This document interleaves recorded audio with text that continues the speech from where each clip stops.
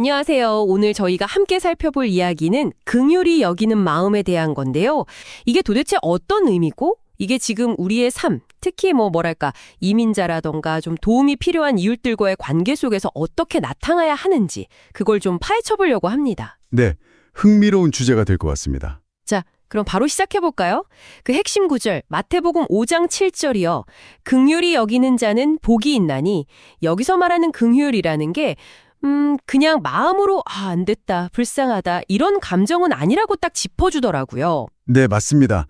단순한 감정을 넘어서서 상대방의 그 아픔이나 고통에 깊이 공감하고 거기서 멈추는 게 아니라 실제적인 행동으로 나아가는 것까지 포함하는 개념이라고 설명을 해요. 아, 행동이요? 그게 중요하군요. 네, 그리고 이게 또 재밌는 게 미가서 6.8절하고 딱 연결이 된다는 거예요.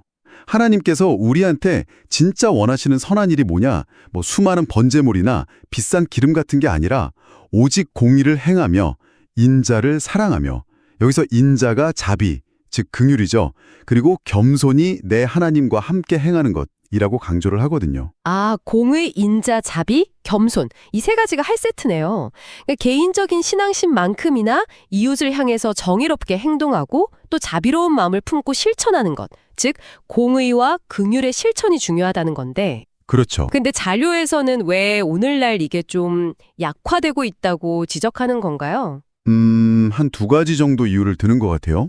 하나는 교회가 때로는 개인의 구원이나 어떤 외형적인 성장 이런 거에 좀 집중하다 보면 방금 말씀하신 그 공의와 자비라는 사회적인 책임은 좀 소홀해질 수 있다 이런 점이고요. 네. 다른 하나는 또 현실적인 문제인데 특히 이민 생활이라는 게 참 고단하잖아요. 그러다 보니까 자꾸 내 가족, 우리 교회 이렇게 좀 울타리 안으로만 시선이 머물기 쉽다는 거죠. 아, 그렇죠. 당장 내 코가 석자인데 남 돌아볼 여유가 없다 이렇게 생각하기 쉬우니까요. 근데 이게 그냥 이론적인 얘기가 아니라 좀 구체적인 예시도 들더라고요. 신앙생활 한다고 하면서도 경제적으로 어려운 형제한테 월세를 너무 높게 받는다거나 아니면 사업하면서 자기 이익만 너무 챙기는 그런 모습들. 맞아요. 그런 모습들이 사실 그 옛날 미가 선지자 시대에 나왔던 불의 있잖아요. 땅을 빼앗고 정의를 왜곡하고 했던 것들과 이게 뭐가 그렇게 다르냐 이런 시각인 거죠. 힘 있는 사람이 가진 사람이 약자를 돌아보지 않는 그런 모습. 근데 이야기가 여기서 더 확장이 되더라고요. 당시 미국 사회 정책들에 대한 비판으로까지 이어지던데 유학생 비자라던가 소셜미디어 심사를 강화한다든지 난민 수용을 줄인다든지 심지어 합법 이민자에 대한 단속 강화 이런 정책들이 언급됐어요. 네, 그리고 가자지구 주민들의 어떤 강제 이주나 재개발 계획 같은 이야기도 있었고 또 장애인 관리 보호가 좀 약화된다거나 관련 예산이 삭감되는 문제 이런 것들도 지적을 했고요. 이런 정책들이 다 미국을 위해서다 이런 명분으로 포장되긴 하지만 성경에서 분명히 나그네와 이방인을 환대하라고 가르치는데 그거랑은 좀 거리가 멀어 보인다는 그런 지적인 거죠. 그렇죠.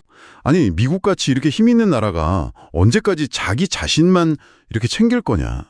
이제는 좀 다 자란 어른이 어린아이를 돌보듯이 주변의 약한 이들을 돌봐야 할 책임이 있는 거 아니냐고요. 아, 책임. 네, 예수님께서도 분명히 작은 자 하나에게 냉수 한 그릇이라도 주는 그 행위를 기억하신다고 했는데 오히려 그 작은 자들, 약한 자들의 것을 빼앗고 있는 건 아닌지 좀 돌아보자.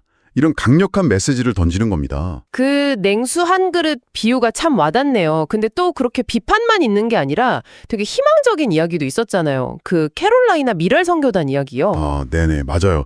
그 사례가 참 인상 깊었어요. 처음에는 주변에서 좀 자기들밖에 모른다 이런 시선도 있었다는데 특별한 후원자도 없이 그 난민촌 아이들을 위해서 봉사를 시작했잖아요.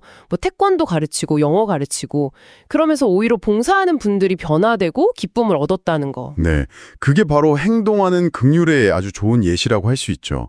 섬김을 통해서 오히려 내가 변화되고 기쁨을 발견하는 경험. 그리고 이제 지금 당장 우리가 도움이 좀 필요한 구체적인 사례로 넘어가는데 그 루이스 형제 가족 이야기가 나오죠. 네, 그 사연 들으면서 정말 마음이 안 좋았어요. 멕시코에서 오신 아버지인데 백혈병 투병 중이셔서 일을 전혀 못하시고 어머니는 학교 청소 일을 하시는데 그것마저도 곧 방학이라 일자리가 끊길 위기에 처해 있다는. 네, 뭐 언어 장벽도 있을 테고 당장 병원비나 생활비, 어려움이 정말 한두 가지가 아니라고 하더라고요. 첩첩산중이죠. 이 가족 이야기를 하면서 우리 한인 이민자들이 과거에 어려웠던 시절은 좀 잊어버리고 이제는 경제적으로 어느 정도 자리를 잡았는데도 불구하고 여전히 주변에 더 어려운 이웃들 있잖아요. 예를 들면 다른 배경을 가진 이민자들이나 난민들. 이런 분들한테는 좀 상대적으로 무관심한 경향이 있는 것 같다고 좀 안타까움을 표현하는 부분도 있었어요. 맞아요. 이 루이스 가족을 위해서 기도도 해주고 또 가능하다면 실질적인 도움, 그러니까 현금 같은 재정적인 지원을 좀 하자고 호소하고 있죠. 이게 단순히 그냥 돈을 주는 걸 넘어서서 당신들은 혼자가 아니다. 우리 공동체가 당신들을 기억하고 있고 사랑하고 있다. 이런 중요한 메시지를 전하는 거라고 강조하고요. 네, 오늘 쭉 살펴본 내용들을 좀 요약해보면 결국 성경에서 말하는 긍휼이라는 건 그냥 마음속에만 있는 감상적인 동정이 아니라 구체적인 행동으로 나타나야 한다는 거고요. 그렇죠. 그리고 그 행동은 반드시 공의, 즉 사회적인 정의에 대한 관심과 실천으로 이어져야 한다. 뭐 이런 말씀인 것 같아요. 네, 그 냉수 한 그릇 같은 아주 작은 나눔이라도 정말 중요하고 또 공동체가 함께 그렇게 약한 사람들을 돌아볼 때 진짜 하나님의 마음이 전해진다? 이런 메시지를 주는 것 같습니다. 루이스 가족의 이야기가 어쩌면 우리 주변에 있을지 모르는 수많은 그 작은 자들의 모습을 좀 상징적으로 보여주는 것 같기도 하고요. 네, 이들을 외면하지 않는 것, 그것이 바로 우리가 실천해야 할 긍휼의 시작이라고 말하고 싶은 건지도 모르겠어요. 자, 그럼 이제 이 내용을 들으신 여러분께 마지막으로 질문을 하나 던져보고 싶습니다. 여러분의 삶의 자리에서 공의를 행하고 인자를 사랑하며 또 겸손히 하나님과 동행하는 것은 구체적으로 어떤 모습으로 나타날 수 있을까요? 아주 작은 실천 한 가지는 무엇이 있을지 한 번쯤 생각해 보시면 어떨까 싶습니다.